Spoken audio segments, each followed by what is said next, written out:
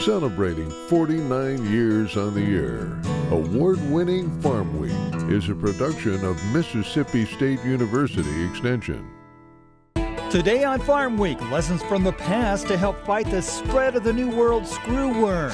Plus, a setup for the main feature, and they swear it works, cow hug therapy. In Southern Gardening, what do Wicked Witch and El Brighto have in common? Blazing colors. And in our feature, horses healing the hurts of American GIs. An encore from Mississippi. Farm Week starts right now.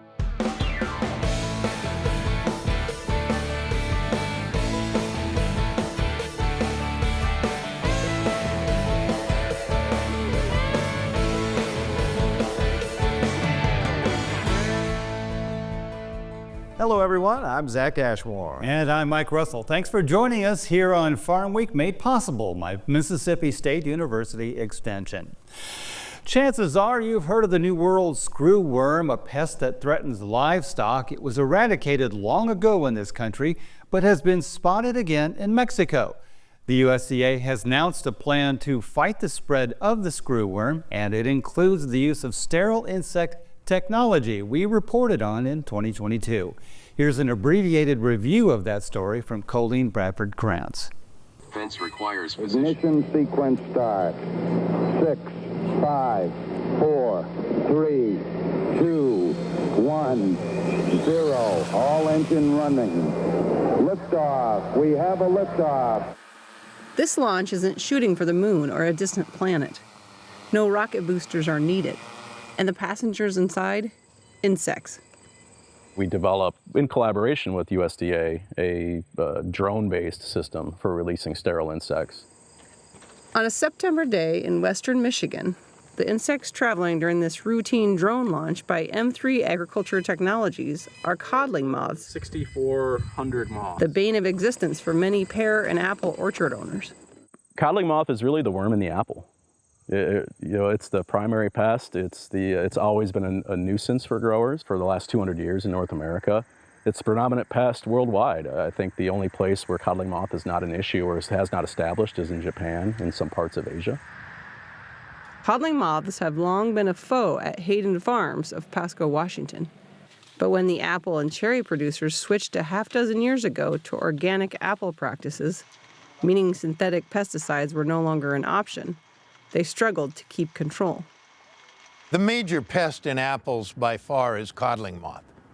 And so when we first converted, we were clean. Coming from conventional to organic, we didn't have any codling moth problems. Inspired by Washington State University's research into sterilized insects as biocontrols in orchards, Hayden decided to give it a try, hiring M3. Although drone delivery of insects is relatively new, sterile insect technique, or SIT, is not. SIT is a type of biological control, an alternative or supplement to chemicals, when managing agricultural pests like codling moth. The insects that we release are sterilized. They're sterilized with ionizing radiation, and it damages their DNA to the point to where they're still viable as far as they're able to fly and they're able to act as insects.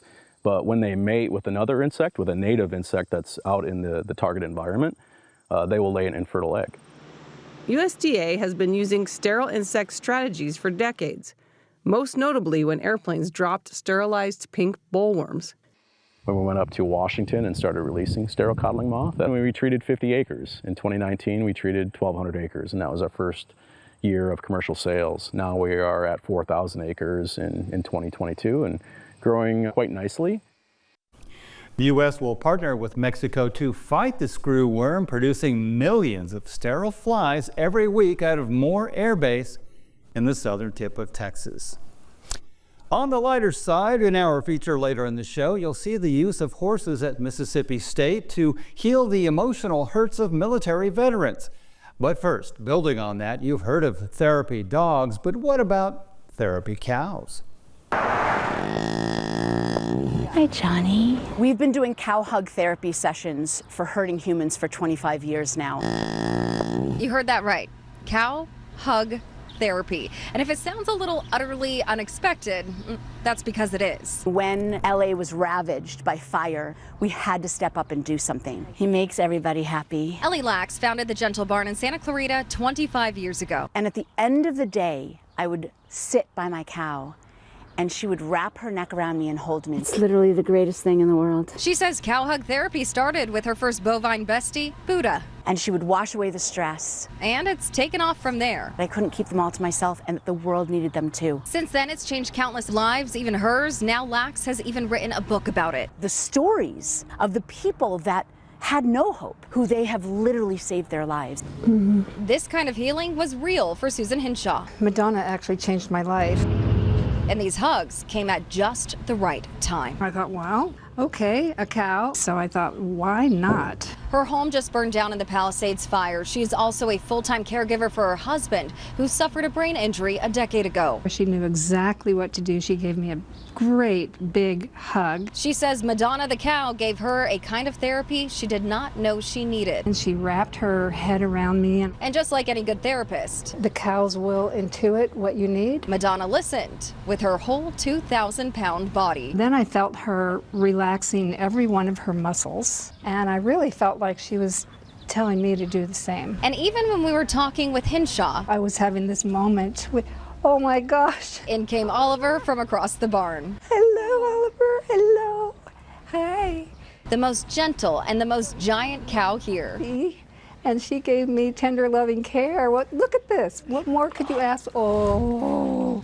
It's that animal intuition that just knows what the human heart needs. They know. They just know. The brain injury has been harder for me than the fire. This caretaker needed some tender, loving care. The cows don't just offer Hinshaw comfort. I laid in her neck and cried. Had a good cry. I'm going to give her a hug.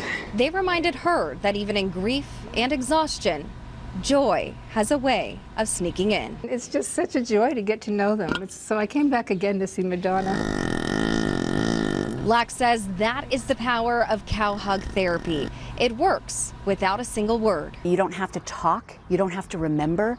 You just have to let the love flow from these gentle giants and allow your heart to open to their enormous healing. So if you are burned out, broken down, or just in need of a little moving experience, come hug a cow. In Santa Clarita, Amanda Starrentino, KCAL News. In Southern Gardening this week, Eddie Smith is in Poplarville, Mississippi with 3 examples of color blaze coleus, a potential landscape standout with all kinds of eye-popping color. Here's Eddie.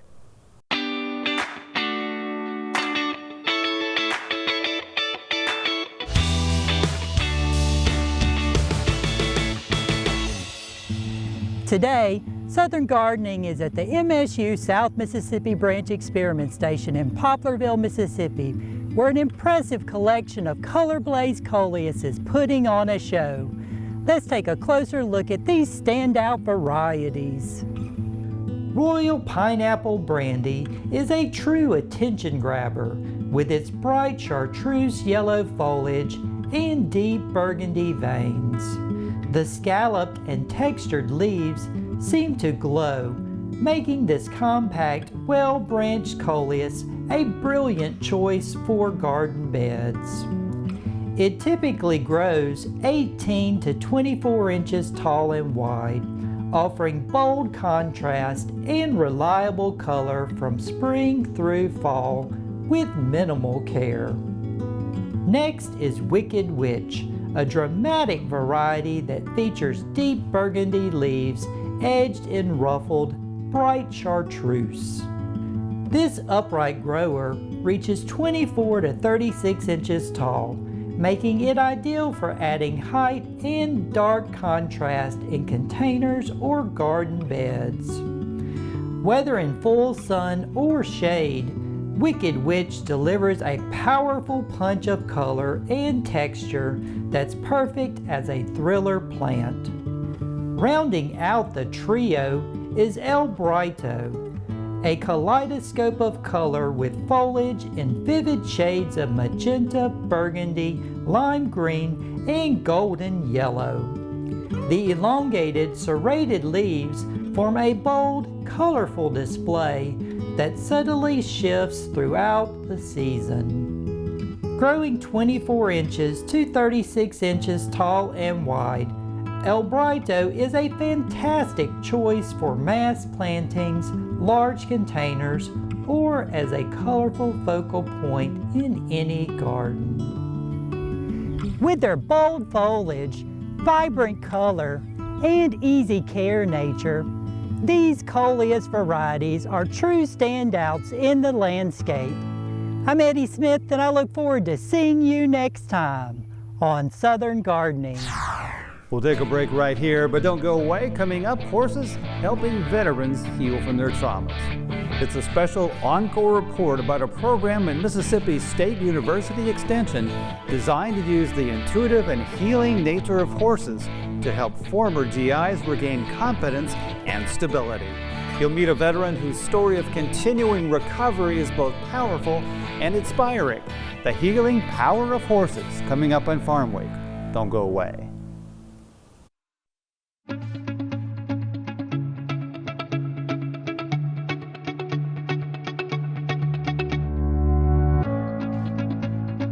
I believe in people and their hopes, their aspirations and their faith.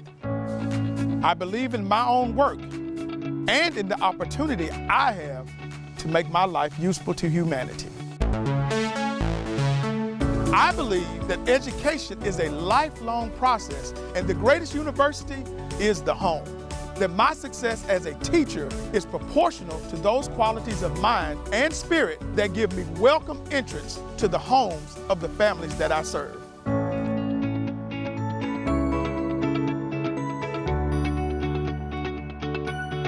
Because I believe these things, I am an extension professional.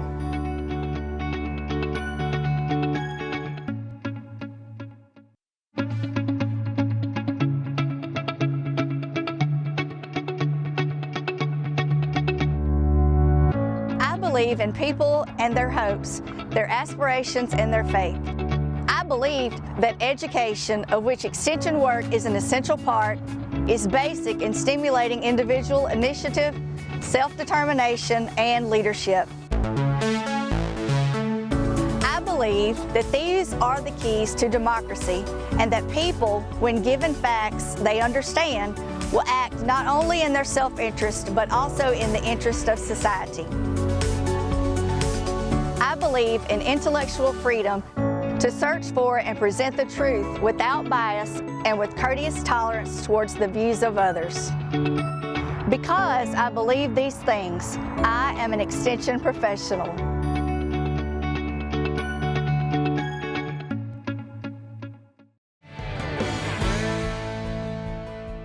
Time for the market reports, some important USDA reports, and the market reacts. And on top of that, market's still fairly split ag-wise. We'll get into it. But first, the numbers. What were the week's biggest gains and losses? And then several USDA reports this year's row crop acreage and crop progress. And finally, what are the experts talking about? 2 analysts weigh in.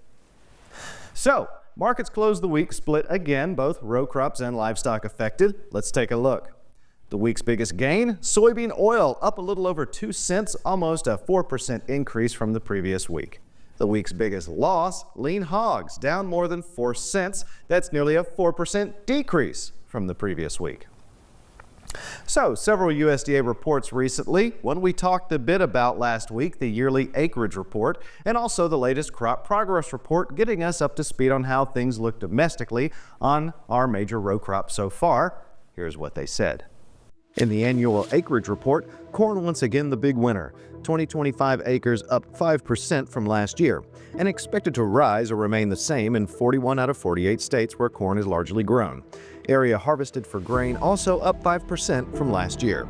Soybeans down by 4% compared to last year. Acreages down are unchanged in 25 of the 29 largest soybean growing states. Wheat acreage down 1% from last year, amounting to 45.5 million acres. So, how does that break down? About 23.5 million acres to hard red winter wheat, a bit over 6 million to soft red winter wheat, and over 3.5 million to white winter wheat. Spring wheat acreage estimated 10 million acres. Cotton acreage down 10% compared to last year, Upland cotton area down by 9%, while American Pima cotton area down by 17%. In the crop progress report, in the 18 highest corn-producing states, silking, which is when the female parts of the plant form, at 18%, 4% lower than last year, but 3% higher than the 4-year average. Dough stage, which is when the kernels accumulate starch and thicken, at 3%, the same as last year around this time, and 1% higher than the 4-year average. Condition looking pretty good, with 68% reporting good to excellent. In the 18 highest soybean-producing states, Mississippi included, blooming at 32%, the same as this time last year, and 1% higher than the 4-year average.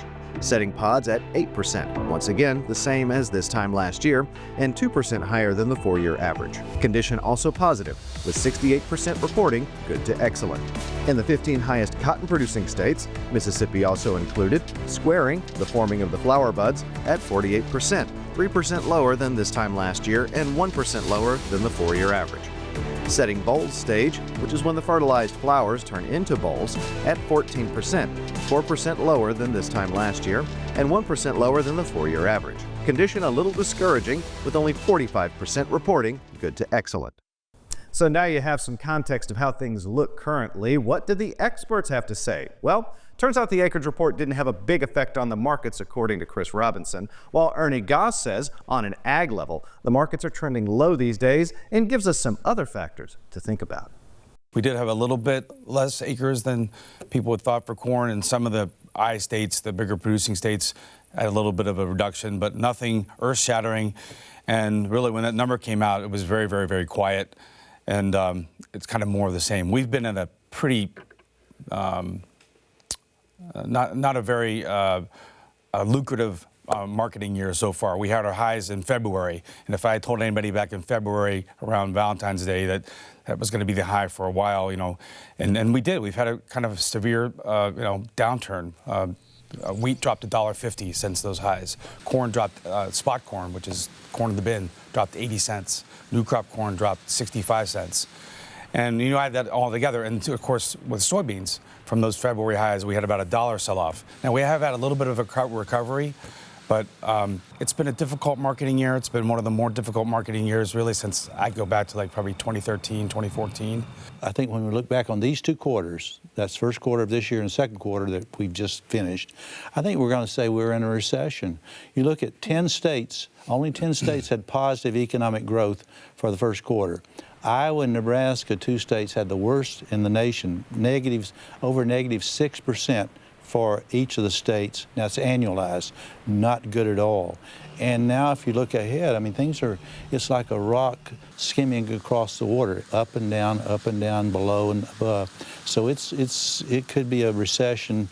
Now, the NBER, National Bureau of Economic Research, they date the recessions. They'll tell us later on what's going on, but what went on, I should say.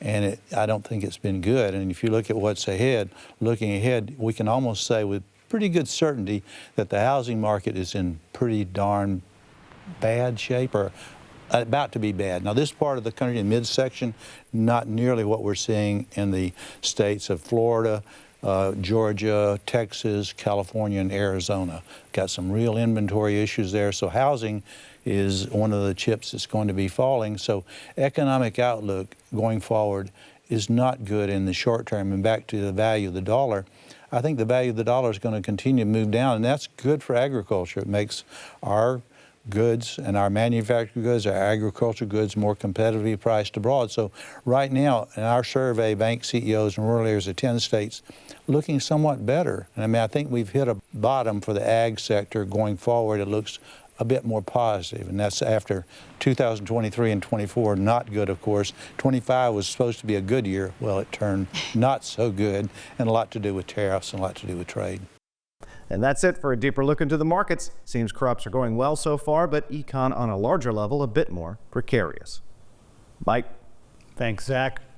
Earlier in the show, we brought you cow hug therapy. Now, the story of a program at MSU Extension designed to help veterans heal from the traumas of their service with the help of horses. We showcase that program through the story of Kevin Hamilton.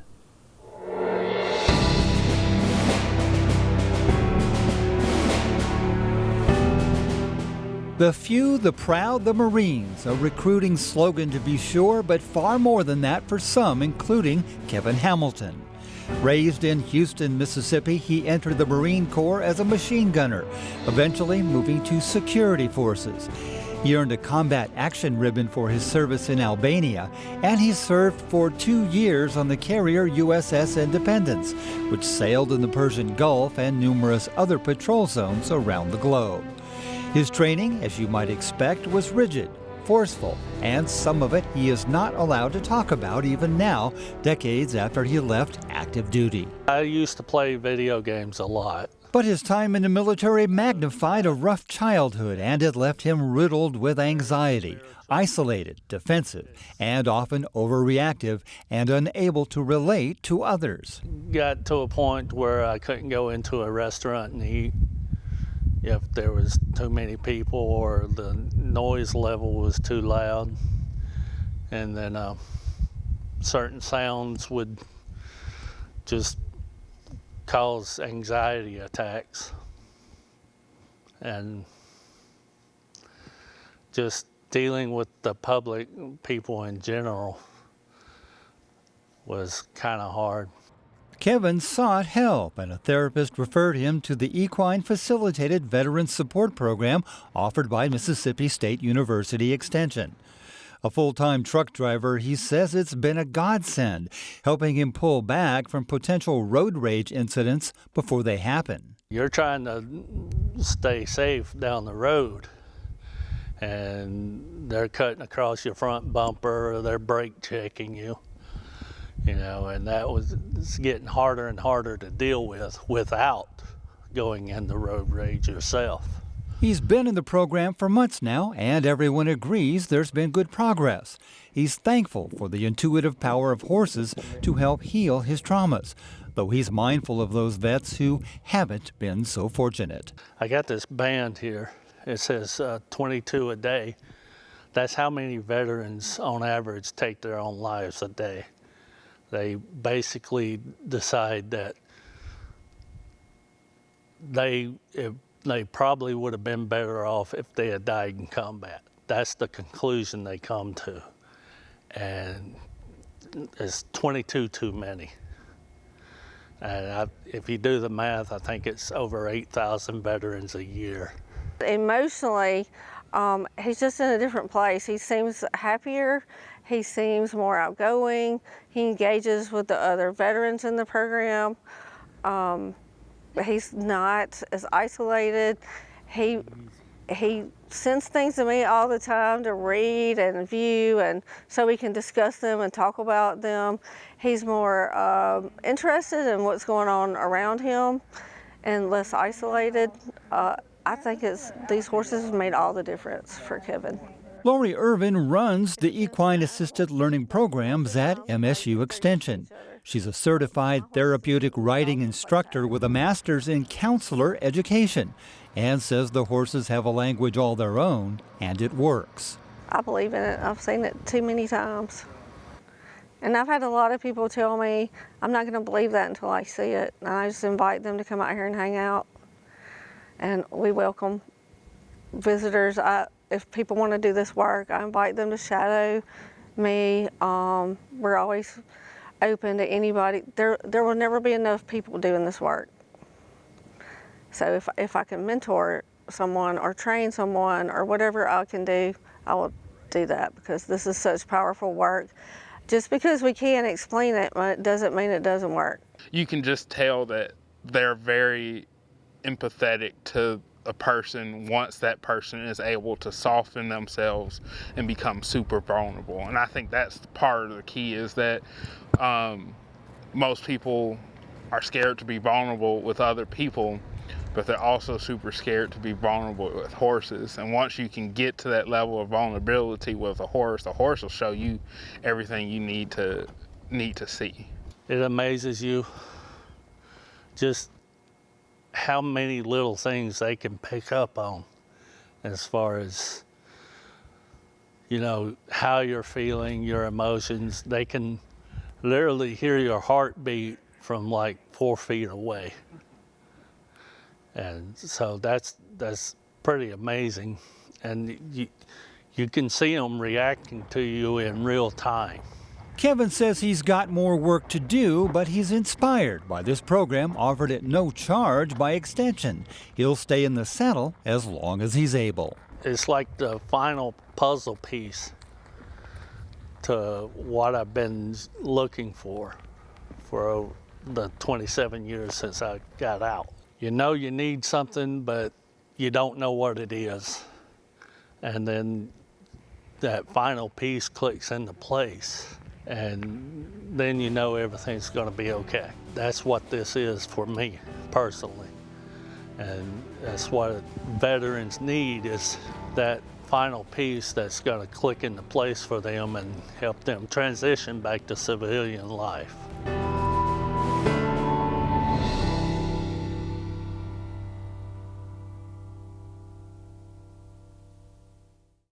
Amazing, the healing power of horses.